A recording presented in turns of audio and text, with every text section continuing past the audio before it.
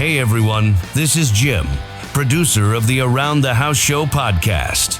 If you're listening right now, you already know we bring you the best tips, tricks, and expert advice to fix, upgrade, and maintain everything in your home without the headaches or the huge bills. But if you're catching us on the radio or borrowing a friend's phone, you're missing out on new episodes dropping straight to your device every week.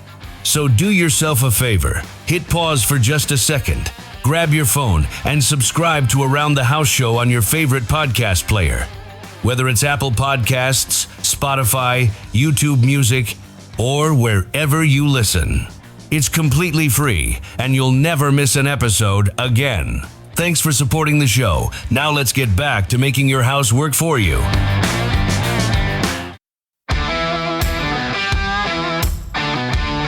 From coast to coast, it's the nation's #1 home improvement radio show and podcast with certified kitchen designer Eric G and co-host John Dudley, a former contractor and online technology expert, delivering real fixes, smart tech, and trusted advice. Remodels, repairs, energy savings, smart homes, DIY. We've got your answers. It's Around the House. Dive in and get inspired. Welcome to the Around the House Show, your trusted source for everything about your home. Thanks for joining us today. John Dudley, good to see you, my friend. What's happening, brother? Man, it's been a busy week for this last week with the new YouTube channel coming out and everything else. It's been fun to watch with our new 4K channel. We're going to see a lot more interviews and stuff up on there. But having fun building that this last week and get that out there for people, and everybody's been flocking over to that. So having some fun this week, brother. Yeah, it's cool to watch the numbers. It's growing quick already. I'm like, whoa, that was 2 yesterday. Now it's 52. Now it's 102. And yeah, it just keeps going. So it's fun to watch that happen. And that one's for you guys out there, because we had so many. I was talking to my buddy Cam Anderson, Blacktail Studio, and he was like, you got like almost 700 videos on the old one, but they're so old that there wasn't really a great way to grow that without having to do 10 times the work. So yeah. Time to start out with our new channel, which is Around the House HQ. So you can find it over there. God bless algorithms. Oh, yeah. Every time they change it, we got to change. Today, I thought we would tackle some controversial subjects since we touched on it maybe just a little bit last week. I wanted to talk about old homes and how some people will say, they sure don't build them like they used to. And it's always a controversial subject. So I thought, let's dive into it, because in full honesty, I love old homes. They look beautiful. But I think a blanket statement like they don't build them like they used to, that's maybe 50% accurate. They don't. Yeah, absolutely. But here's saying all this for the radio listener, so they know he's saying all this and looking specifically and very directly at me, because I'm one of those guys. Yep. So here's the thing. Here's my take. Yes. Did they create a lot of beautiful handcrafted woodwork? Did they do all this beautiful plasterwork inside? Beautiful staircases? Absolutely. But they also did a lot of things that were the best of its time. But technology has come so far along the way that our homes, I think, are better built today because there's an engineer involved than they did back then. Okay. Can I start? Yeah. First of all, right, it's 57 Chevy versus an 87 Metro, Metro, or whatever. Yeah. As far as design and customization, everything goes, right? Now these postage stamps come out and they build 100 of them in one neighborhood, one of which my mother had built, I don't remember, 20 years ago or something. That whole piece of Lakeland Hills, Lake Taps, all that new development, right?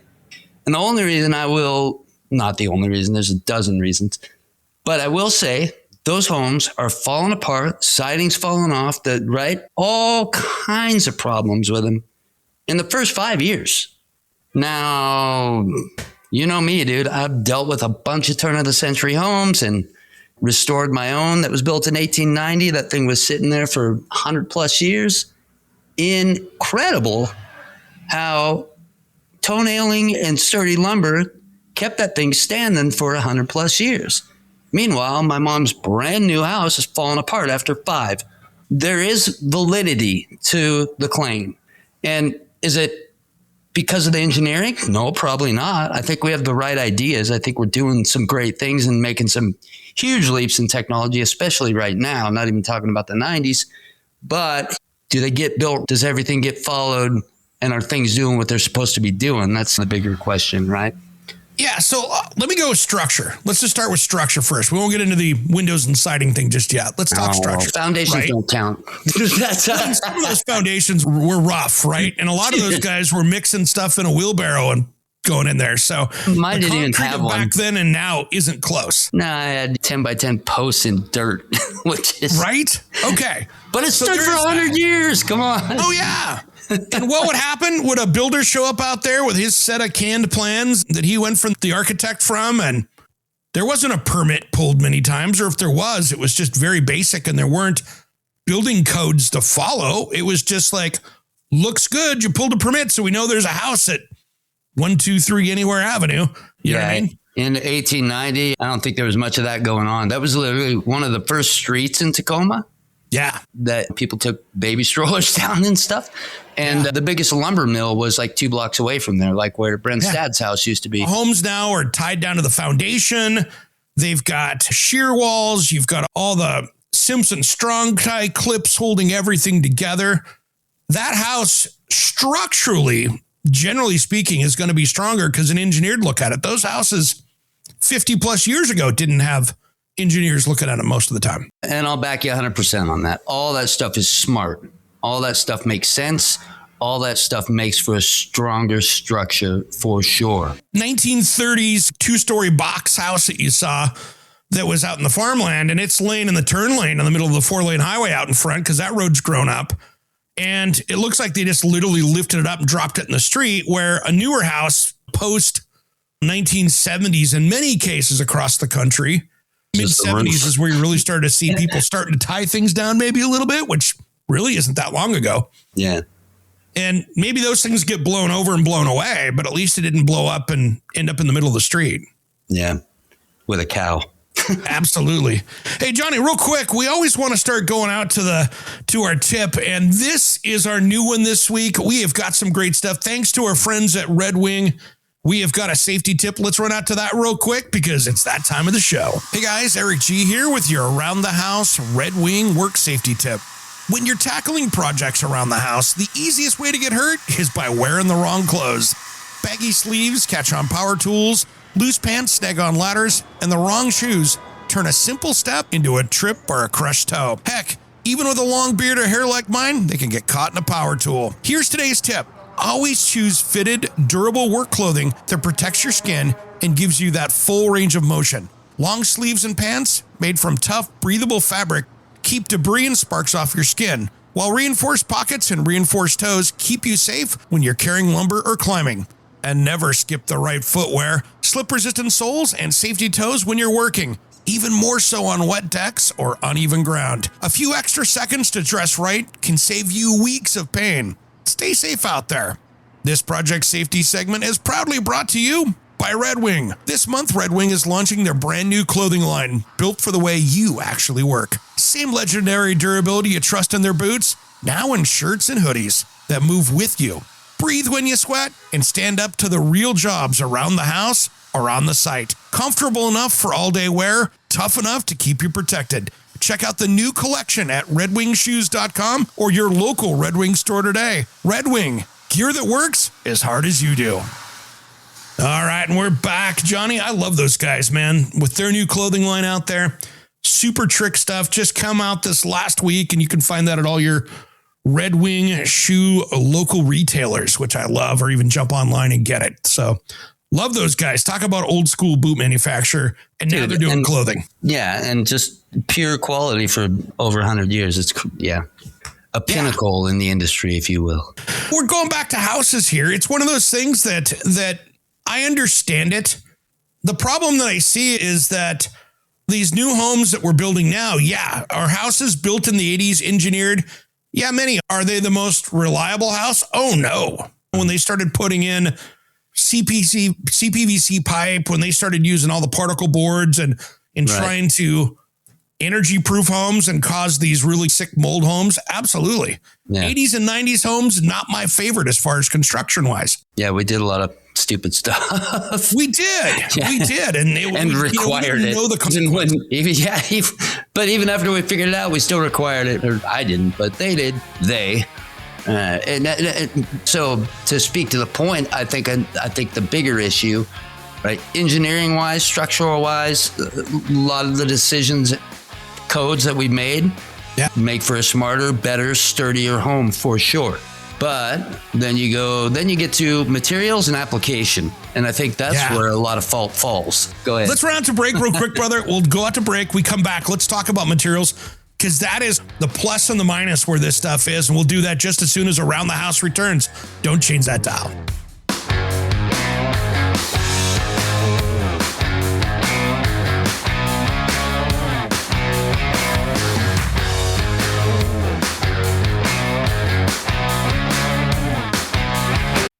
Quick question. How long does it take you to put together a contractor estimate? If it's more than 5 minutes, you're probably losing jobs to whoever gets there first. We built Instabid after losing a $13,000 job because my quote was too slow. Now I generate a professional PDF estimate, real Home Depot pricing, real labor costs for your zip code in under 5 minutes. Painters, roofers, all the trades. Try it free at instabid.pro. Use code ATH50 for 50% off your first month. That's instabid.pro, code ATH50.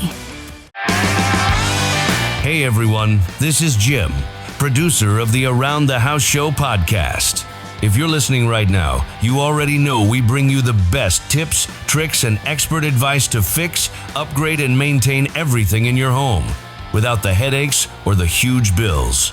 But if you're catching us on the radio or borrowing a friend's phone, you're missing out on new episodes dropping straight to your device every week. So do yourself a favor, hit pause for just a second, grab your phone, and subscribe to Around the House Show on your favorite podcast player. Whether it's Apple Podcasts, Spotify, YouTube Music, or wherever you listen. It's completely free, and you'll never miss an episode again. Thanks for supporting the show. Now let's get back to making your house work for you.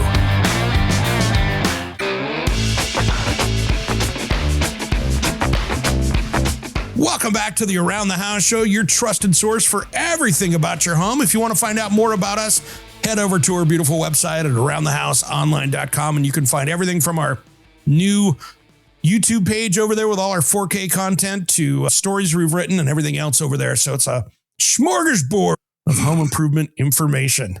Now I'm Johnny, hungry. There we go. See, I'm putting it on you.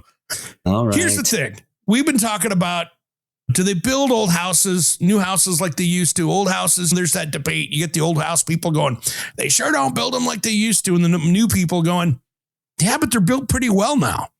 And it's just not a 1-0 kind of like, there's a lot of boxes to check in this conversation. Oh, for sure.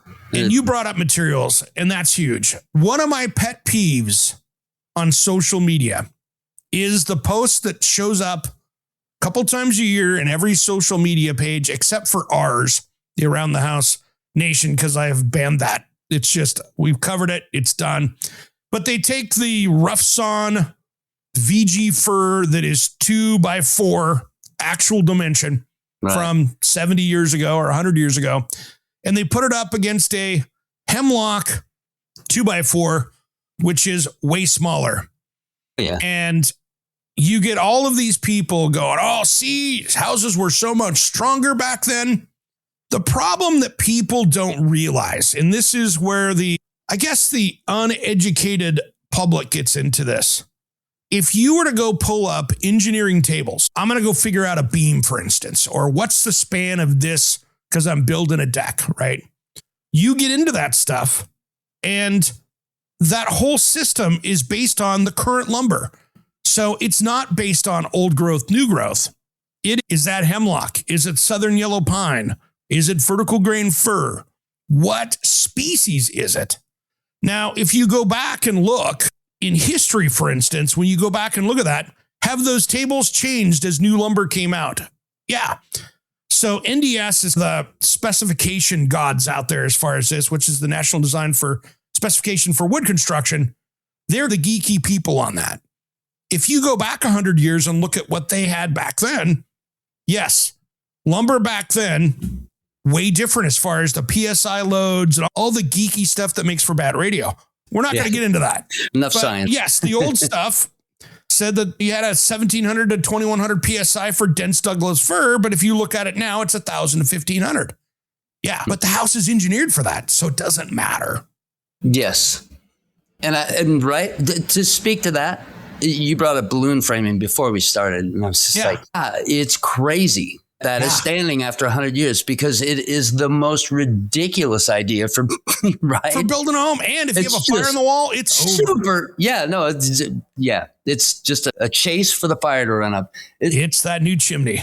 Super bad idea. Super bad idea. The fact that they had 2x4s that long back then and we couldn't find one now if we needed to is impressive. But yeah, horrible engineering idea. And as much as I support and tout the lasting capabilities of these old houses, I assure you at every corner when I'm redoing those old places, I'm like, how in the world did that stay there for 100 years? That looks like it should have came apart, fell down, something. What? Yeah. After day 2, and it's been there 100 years. Like 100 years. It's mind blowing. Yeah. Man. We were talking materials. Concrete, for instance, there is about a 20-year era in here. And I think it's like the 30s, 40s, like 20s, 30s, 40s era here in Portland, where they screwed up the concrete manufacturer. They did not use washed sand. They used beach sand. So it's easier. Yes, but the problem with that was... Is that salt going to be a problem on there? It is, because I tell you what, if I go into those old homes and working with foundation companies, I could go in there with the edge of my measuring tape and dig a hole completely through the wall in 45 seconds. Yeah. And those homes, we had to do a lot of work on. We actually had to go in and pour, you don't have to lift homes up anymore. You can just pour an interior foundation that uses that old foundation as the outside form. So you come in and pour a new 6 or 8 inch thick foundation wall down there. Yeah. And you form it up on the inside, you pump it in there and you lose a foot around the outside, but you didn't have to jack the house up and people can live in it. And you're not having to go in there and fix the foundation and lift up the chimney and all the stupid stuff that happens when you have to lift a house up. But some of those things, and depending on how the concrete guy was that was doing it, which is usually the framer, they're in there mixing it up. They go take an hour lunch. That thing's setting up and they're 3 feet up the wall and they just keep going and they come back. And it doesn't end up very well. It's not okay to just terminate and then add on top. Just keep going every 2 foot or 6 inches or 3 feet or. You can sure see the lines in it. Yeah, you can. Yes, you can. And they don't always exactly line up either. And of course, you can see where they used 2x6s for the forms. There wasn't plywood on there. And then if you go up and look, or 2x8s or whatever they had, many times you would see the roof trusses or the floor joists have concrete on them because they were like, we're going to use those for framing, but we're going to use them first as the concrete forms. Yeah, and they're really fun to carry when you're doing demo. Oh, yeah. And the other problem that I see, too, is, okay, so you've got technically a lighter duty lumber now because it's faster growth and everything else. But the other issue that I see is that when you're doing this, we've got all these other things that we're seeing out there, from laminated beams and all that stuff that they didn't have 75 or 100 years ago. And which serves a weaker framing system, right? Like it's carrying most of the load. And again, to credit, take a door frame, for example. Back 100 years ago, there was one 2x4 on either side of a 46-inch wide door. Had one. Absolutely. Right? Now we stack 3 2x4s on each side with a double header or depending a on 2x header, whatever. So, that's hard to compare. The difference is we've made leaps and bounds on the engineering level of things. And there's no question there. I think we've made some huge mistakes with materials. You brought up CPVC, various different types of siding. I won't mention. Yeah. 1980s LP siding. Sorry, LP, you still own that one. But yeah, just we made some bad errors, sealing the house so tight that we got mold issues. But I think we've learned a lot. And you're right to call out like the 80s, 90s. Man, there was just some bad stuff going on. It gave me a lot of work, but that's ain't good. No, and Elisa and I have been out kind of house shopping, looking for something here maybe later this year when things get a little better around here. But if they do get better around here in Portland, but I've just told her, let's stay away from the 80s, 90s houses. I'd rather have a 60s house than an 80s house. You know what I mean? That's real talk. Yeah. Yeah. I'd much rather have that. Because I can go through and fix the things. I can go through and tie it down to the foundation. That's easy to do. An earthquake retrofit. That's easy. Yep. Not a big deal. But the 80s stuff, man, just the use of the particle boards, and we were starting to Tyvek things up and wrap things up and get things too sealed up, and we didn't have anything. And I'm almost worried a little bit moving forward now. With our current building code, are we doing enough for that?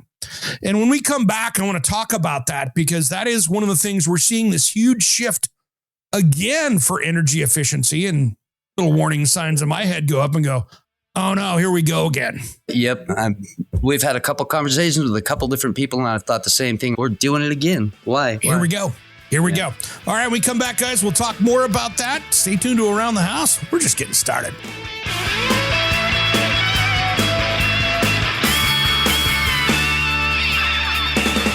Let's sound that fan that keeps us breathing. Hey everyone, it's Eric G from Around the House. I'm teaming up with Cam Anderson, the epoxy live edge master from Blacktail Studio, for his biggest project yet, a full home remodeling on his stunning Blacktail Ranch. We're talking about this charming but dated farmhouse, from lead paint chic to a modern functional dream home. Structural fixes, smart layouts, custom woodworking flair, real budgets, hiccups, pro tips, all documented step by step. If you're a Blacktail fan or love epic renovations, this is your series. Head to my YouTube channel right now, search Around the House Eric G, subscribe, and check out the Blacktail Ranch playlist. Cam's intro video is live, and a fresh episode will be dropping very soon. Don't miss this transformation, and subscribe today.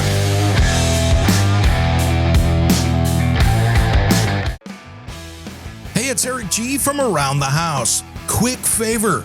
If you're enjoying the show, the absolute best way you can support us is by leaving a quick review on your favorite podcast player. Apple Podcasts, Spotify, whatever you're listening to. It literally takes 30 seconds. And here's why it matters so much to us. Those reviews help new listeners discover the podcast. Tell the algorithms we're worth recommending, and give us the feedback we need to bring you even better episodes. More of the topics you love, and guests that actually move the needle for you. That helps us help you. It's as simple as that. So if the show's been useful, funny, or just made your day a little better, pop over right now, drop a star rating, and a couple of sentences. We'll be genuinely grateful. Thanks for being a part of the Around the House crew, and let's keep that conversation going.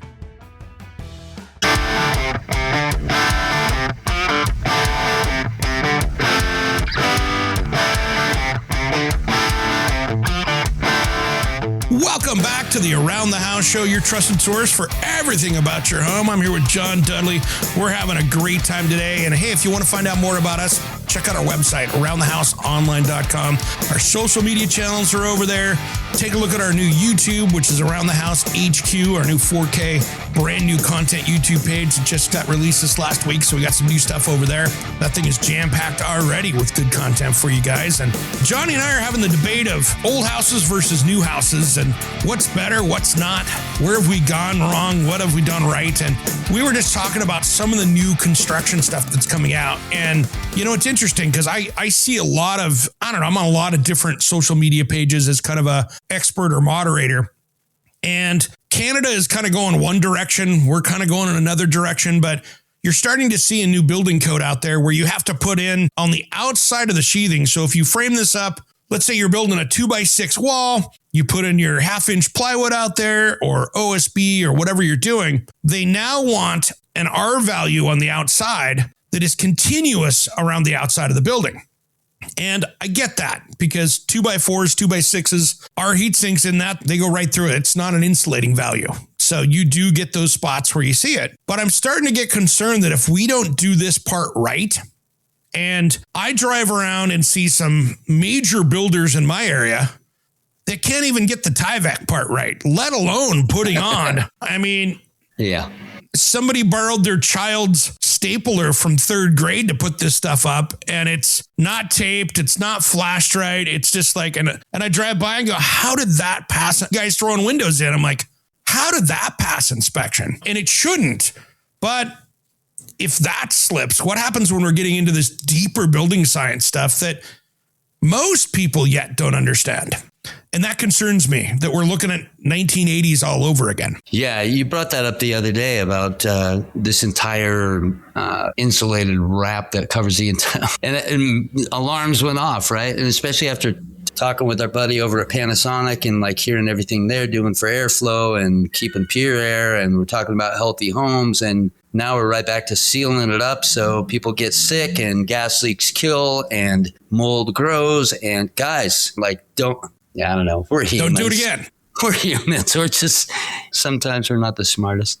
No, and the thing that I see here too, brother, that drives me crazy is, great example. You know, I was watching one of those Canadian guys was on there, and he was like, oh yeah, I'm building all these high-tech homes up in Canada, and I'm using the ERV system as he's venting all the bath fans out of that. And he's, oh, it's 120 CFM. That's great. And I came back and went, okay, brother, got a question. Well, you have it so when somebody walks into that bathroom, that it goes perfect. If you got 3 bathrooms, let's say you got 4 bathrooms. What do you got? Maybe 35 CFM in there, and we're not counting elbows and things going outside. Maybe 30 CFM. I'm like, dude, you got a moldy room now because you're trying to do the better thing. It's like, just exhaust it. Send it outside. Put in your 110 CFM Panasonic and just kick it outside and get the water out of there versus trying to get all tricky with it. Yeah. Overcomplicating things has been our demise. How many times in the building industry, right? I don't know if that ever stops because we're always trying stuff, right? We're always like, oh man, CPVC is the solution. This is the best idea ever, right? Oh my gosh. Ad nauseum. There's been 100 of those things. Well, how many times did they tell you before that you had to put sheet plastic up between the drywall and the insulation? And then they come back and go, no, can't do that anymore. Yeah, let's create a bunch of condensation and grow plants inside the walls. So we got a terrarium. Yeah, it's just like with islands and kitchens. You don't probably know this one. They have now made it illegal to put the outlet on the side of the island. Yeah. So now you have to put a pop-up because people could walk by, catch the cord and pull the deep fryer or the coffee pot or whatever off the side of the island. So they want that up on the counter now. Or a kid could pull it down. And the whole reason they made you put the outlets on the island is because people would run the extension cord across the walkway and do the same thing. What happened to personal accountability? I mean, like, do we have to account in our engineering specs and code specifications for... And I don't want to be, I don't want to be rude, but just blatant stupidity. And again, right, like having traveled for the last 12 years and now living in Colombia for the last 9, like all these places I go, man, there's potholes in the road. There's rebar sticking out as you walk past. There's so many dangers. Nobody complains. Nobody sues. It just doesn't happen. Yeah. If you're stupid enough to not pay attention because you're staring at your phone and you trip over the extension cord that's coming out of the island, that's kind of on you. Come on. Well, that's because you and I are Gen Xers. You know, we were out there, we were watching Evel Knievel jump on ABC, and then we'd go out and build our ramps with our bikes and do it ourselves. Right. Yeah. That's how it's, I don't know. Because here's the thing. That's a whole nother rabbit hole. I almost went down. I'm leaving it. Here's the rabbit hole I'm just going to touch on. I walk around, I see kids all the time. I mean, we were just at Disney World, right? There's no bigger concentration of kids than at Disney World. How many kids with casts I see? None. Yeah, no. How boring.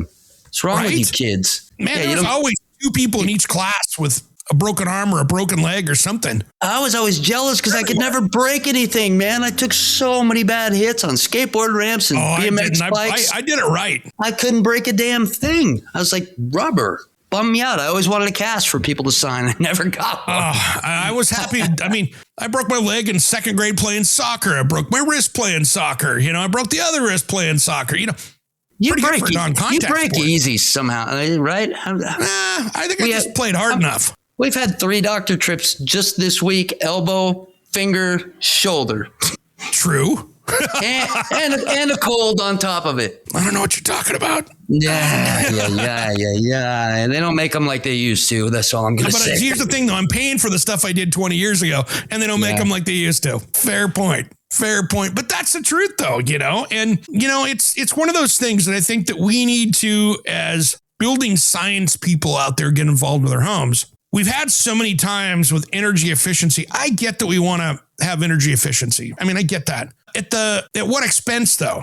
Sometimes we're getting into it now where I think some of this stuff is getting so ridiculous that you're just making it harder for people to get into affordable housing. Well, that's exactly what it is, right? It's, and I'm going to relate it just because I'm mainly doing computer work now, right? So I'm gonna relate it to the fact that I was talking with AI last night. I'm like, the more resources and the more tools I find, I realize I could legitimately just say, start this business, assign 3 agents to run it, and send me a check. I mean, that's kind of where we're at with technology. And we're still creating rules like, no, you need to put the nails every 2.5 inches now instead of every 3. We're just making stuff up because they've kind of ruled themselves out of rules. Yeah. Right. So now how do we keep the money flowing? Well, we just keep making stuff up, whether it's stupid or not. Let's make it up this year, and 10 years from now, we can remake up something else to fix it. And we already know it's a bad idea. Right. And that goes right back to you talking about wrapping these houses again, like they're talking about. Well, and we also have to fix expectations because you look back in the 30s and 40s, entry-level homes were 900 square feet. They were 2 bedrooms, 1 bath. Yeah, right. Everybody wants 2,500 to 3,000 now. Now they want 3,000 as mine, and they want level 5 finish in the walls. They want the latest HVAC system that's $35,000, and then they're wondering why that house is at $550 a square foot. Yeah. Yep. And I think that it's one of those things that we need to get. Great example, Oregon right now. They're just getting ready to pass some stuff here in my state, which I just saw. And I'm like, I think it might have already be passed. Starting in 2 years, you can't even put in a gas furnace because everything has to be a heat pump. Really? Yeah. And I'm like, I like my gas furnace. Wow. That's, again, it's kind of just making stuff up at this point. It drives me crazy. Me crazy. All right, brother, when we come back, let's dive into one more piece on this, which we're going to start talking about, which I love. And we're just going to tease it as that because this is going to be another hot subject. We'll do that just as soon as Around the House returns. Don't change that dial. Man, I had some. Hey, everybody. Thanks so much for hanging out with us today. You've been listening to the Around the House show. Before we go to break, do me a quick favor. Head over to YouTube right now and follow our brand new 4K channel. Just search at Around the House HQ. We're uploading every episode in crystal clear 4K, plus tons of bonus footage you won't see anywhere else. We would love to hear your comments and questions. Just head to our website and you can contact us right there. We are always here to help. And for all our other links, podcast, Facebook, Instagram, TikTok, everything, just go to aroundthehouseonline.com. We'll be right back with more great home tips in just a minute. Don't change that dial.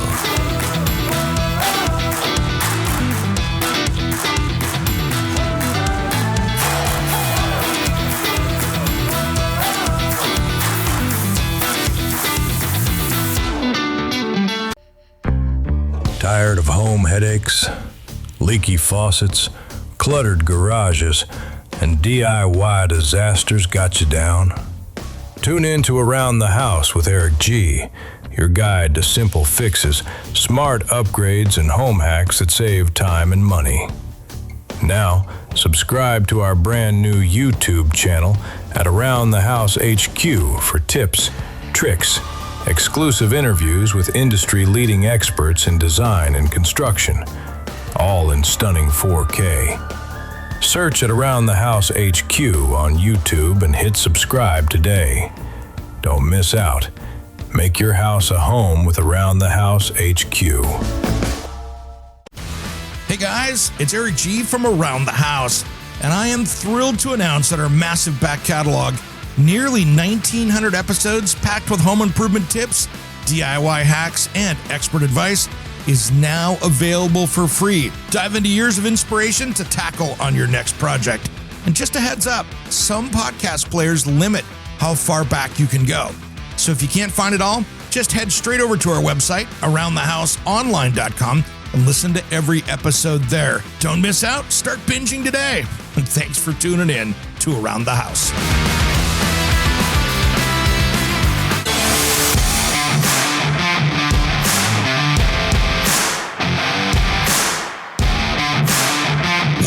to the Around the House Show, your trusted source for everything about your home. Thanks for joining us today.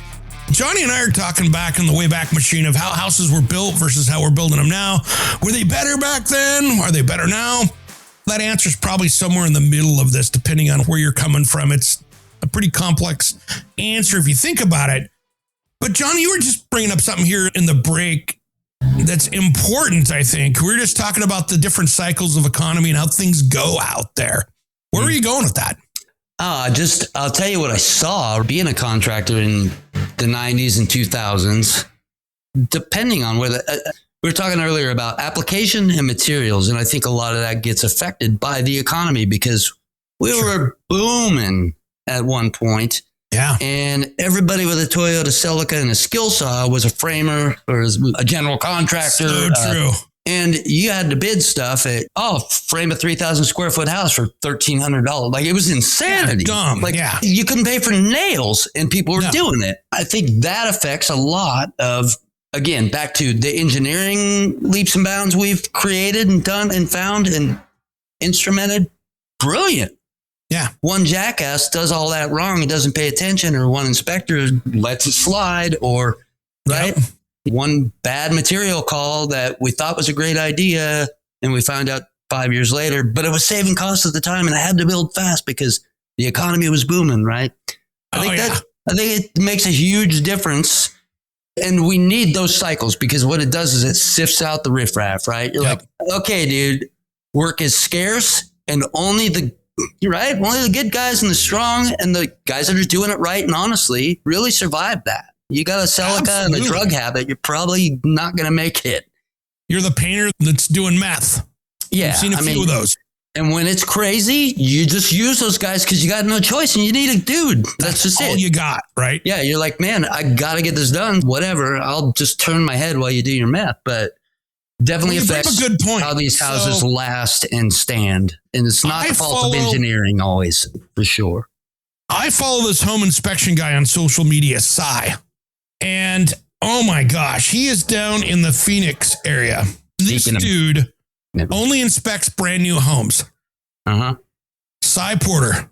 Love this dude. And oh my gosh, the stuff that gets passed off in the Phoenix area is mind-blowing at how bad some of these big builders are down there. And I get they're in a boom. We in the Pacific Northwest, because of how they're running things here, we're not in a boom. Yeah. So the people that are coming out of Washington, Oregon, California are going Texas, going Arizona. Yep. Going to those kind of places. It's a perfect example because this guy goes through and does the either 1 year home inspection at the end of the warranty period or does the other stuff. And he is almost getting in brawls, even with gas companies. Because he'll go out and measure that there's a gas leak on the outside of the house, calls the gas company up, and then the gas company goes, and every one of these meters I'm testing is leaking. And he has the videos of them on his website. And then the one gas company guy was like threatening him on camera. Unbelievable. And it was just crazy. And the people, you're seeing stucco that you can still see the chicken wire in. You're seeing roof trusses that were broken when they were installed. It's exactly what I'm talking about. We don't have time for that. Meanwhile, 50 gas meters are leaking. No big deal. No big deal. It's a non-smoking community. Go ahead. Oh, man. It is absolutely insane, the stuff that you see. And it drives me crazy to see that. And I've wondered that because I had a buddy that used to work on this show as a board op years ago. And he moved there and his buddies that were in the area were coming by and filming it and posting up on social media for his house being built. Yeah. And I'm seeing the whole house get built. No windows in it. Drywall's done on the inside. Still no windows in it. Wow. Nice work. And I'm sitting here thinking about, can you imagine the dirt and the dust from the wind blowing down there that's now in your air conditioning ducts? Because there's all that stuff loves to go into the floor, into the filter. You know what I mean? I do. I lived there for 8 years, brother. I know exactly. Yeah. That and fine I know it's dust on gets grade and it's not everywhere. That big a deal. No, the dust is insidious down there. It's crazy. And I saw them pouring the concrete and they're out there with the concrete truck landing it on dirt. It is the virgin ground that they're pouring it over the top of. Yep. There's no foam going down. There's no ground prep. They just dug the footing out around the outside, and there you could see they didn't even wet it down. There was dust coming off of it as it was hitting the ground. And I'm going, that's going to crack. I don't care what you put in that mix. Wow. It was just one of those, you're like, holy smokes. And you just keep seeing this stuff over and over again. And this guy's got millions of followers, which I love that he's got that and he's exposing this. But he does have a very cool touch that he does on this. He never calls the builder out by name, but he tells the story walking by the model home with the model home sign of the builder's name on it on the sidewalk. Yeah. I'm not going to say any names here, but you'll notice. And if you notice the big sign over my shoulder that's not reversed, you know, again, I think that speaks directly to one of the biggest points of this entire conversation. It's not necessarily that all this engineering is bad. It's not necessarily that the older is better. Back in the day, we rode horses when they were building those houses, and there was no television, and there was no social media, and there was no Starbucks. And I think the craftsmanship generally got the attention it deserved, which it oftentimes doesn't now. And again, we're back to 57 Chevy, 87 Geo Metro. Like, does the Geo Metro go for 200,000 miles? Probably. Yeah, absolutely. I'm going to show you up here on this guy's page on some of the stuff he catches up here. And I tell you what, look at the pictures on that, on the ceiling. There's an inch. That ceiling is out by an inch in the middle of it. And then he goes up here into, there's a gas meter that's beeping. Then you see the broken trusses that are in there. And I can stick my hand through that truss. And so there's a lot of stuff that you see out there where they forgot to put insulation in, but oh my gosh, they got the Energy Star certification done. And that was the Northwest in 2002, 3, 4, 5. Like, it was just chaos. Yeah, you can see here, he's walking past this house right here. And who knows what's going on here, but you can sure see who the builder is. So it's just wild. And that's one of those things that I want to make sure that people are doing, especially if you're having to build a new house, man. Spend the time and get those inspections done. And I would actually pay for, if I was getting a new house built today, I would actually pay for a building inspector to go by that does new builds, to go back and do the framing inspection or a pre-drywall inspection and just make sure that stuff's done, because stuff gets missed by these inspectors, especially if you're in a boom area. You're in a boom area. It's 110 degrees out. I want to get out of the truck. Right? They're like, yeah, it looks fine. Dude, I worked in that heat for years. Like, I know you did. You can get a little careless and a little irritable and a little, I don't give a rip. Yeah. And there are so many great builders out there, but it's just like cabinet companies or flooring installers or anything else out there. There's good ones and there's bad ones. And go ahead. You got to find the good ones to work with, because the bad ones in the boom times show up because they were yesterday's handyman. Now they're building homes. And like right now in my area, we're on a 15-year slump in building, and new construction starts right now. Wow. Because everybody's moving out of town. That seems odd. You know what I mean? It's just what it is. Wow. It's what it is, but that's what's going on. So cool. So you're just seeing so many of those things happening out there. And the other thing that I'm seeing too is materials. You think about it back then, before the 60s, really, FHA required for you to have either a asbestos floor, hardwood. You couldn't use carpet because carpet was not considered part of FHA. That's why all those homes had hardwood floors, because if you had an FHA loan for a long time there, carpet, wall-to-wall carpeting was not a flooring solution that they would allow. Wow. That's why you have all these homes that you go in there and go, oh, there's hardwood underneath there. Uh-huh. Learn something new every day. So that's why that stuff's hiding under there. I'll tell you what, honestly, I think that's another reason those old houses stay together. So the sheer value. Hard decking and hardwood floors. Yeah, it's pretty fierce, man. And they've got a diagonal with cross lateral, and dude, that's a sheer value of get out of here. Like, you're not touching that thing. My house built in 1977. Probably saved a lot of them. That one from 1890, you dropped 4.5 inches front to back. Yeah. Jacked it up slowly, a bit at a time. But there's a reason it could drop 4.5 inches, and it was still okay. Still look good. Yeah. It was.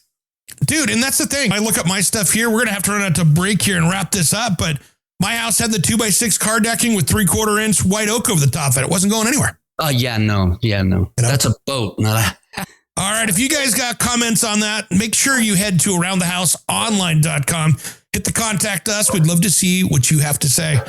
Thanks for tuning into the first hour of the show. We'll see you in the next one. I'm Eric G, and for John Dudley, you've been listening to Around the House.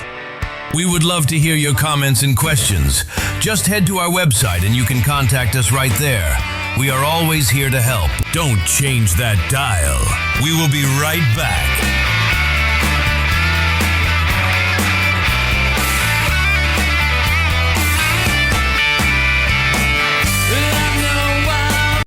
Hey, it's Eric G with Around the House. Are you looking to grow your business? Need a spokesperson for your company? Maybe an MC for an upcoming trade show? Or maybe you want to up your game and shoot some promotional videos? My team of experts would love to chat with you. Head to aroundthehouseonline.com and fill out the contact us form, and we'll set something up. Thanks for listening to Around the House.